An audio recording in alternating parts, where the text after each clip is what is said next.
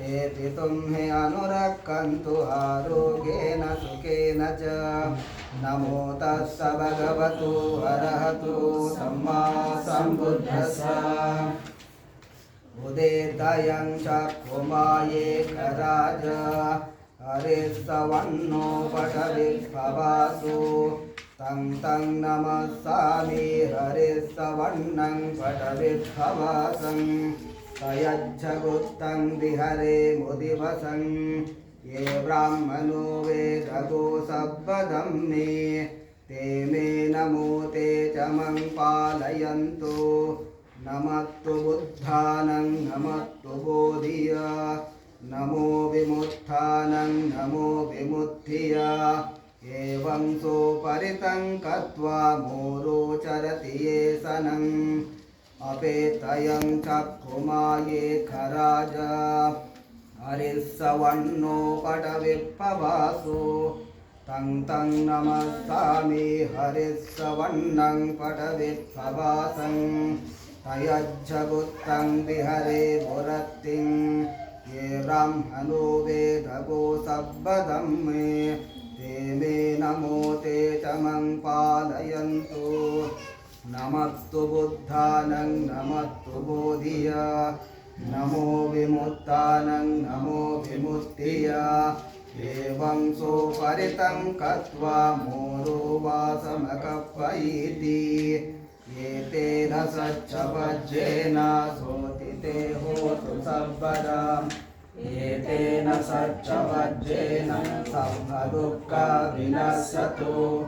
एतेन सच्चवज्जेन सर्वभयविनश्यतु एतेन सच्चवज्जेन सर्वरोगविनश्यतु एतेन सच्चवज्जेन होतु ते जयमङ्गलम् एतेन सच्चवज्जेन पातु ते रत्नत्रयम् सर्वेति यो विभज्यन्तो सर्वरोगो विनश्यतु माते भवतु अन्तरायो सुखी दीर्घायुको भव भवतु सर्वमङ्गलं रक्षन्तु सर्वदेवता सर्वबुद्धानुभावेन सदा स्तुति भवन्तु ते भवतु सर्वमङ्गलं रक्षन्तु सर्वदेवता सर्वधर्मानुभावेन सदा स्तुति भवन्तु ते भवतु सर्वमङ्गलं रक्षन्तु सर्वदेवता सद्सङ्गानुभावेन सदा स्तुति भवन्तु ते नक्कतयकभूतानं पापकः निवारणं परितस्सानुभावेन होन्तु ते देवो वसन्तु कालेन सस्य सम्पत्तिहेतु च पीतो भवतु लोको च राजा भवतु धम्मिको यं दुर्निमित्तं भवमङ्गलं च यो च मनापो सकुणस्य सद्यो पापगहो दुःसुभिनङ्गकन्तं बुद्धानुभावेन विनाशमेत्तु धम्मानुभावेन विनाशमेत्तु सङ्गानुभावेन विनाशमेत्तु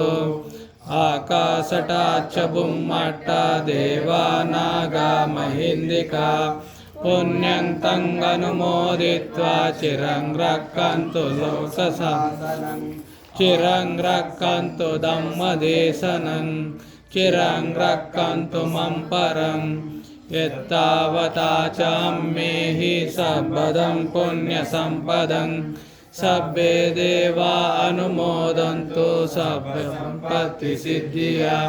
सब्बे वता चाम्मेहि सर्वदं पुण्यसम्पदं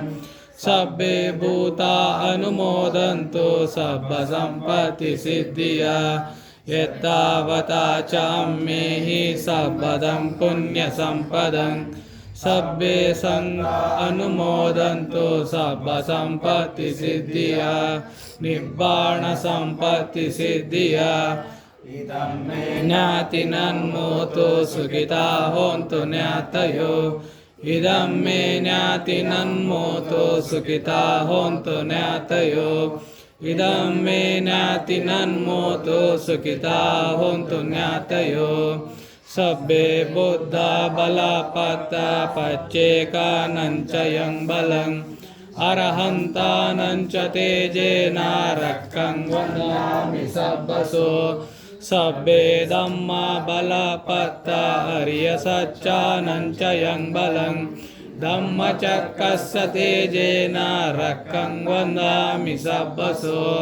सब्बे संगा बलापत्ता विमोतानञ्च यं बलं शासनस्य तेजेना रक्कं वदामि सब्बसो ना पुण्यकर्मेण मामे बालसमागमो सन्तं समागमो होतु यावनिर्वाणपतिय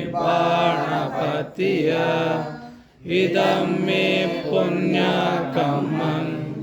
आसवक्कयं वहं होतु सर्वदुःखापमोच्यतो निब्बाणसमुच्चयो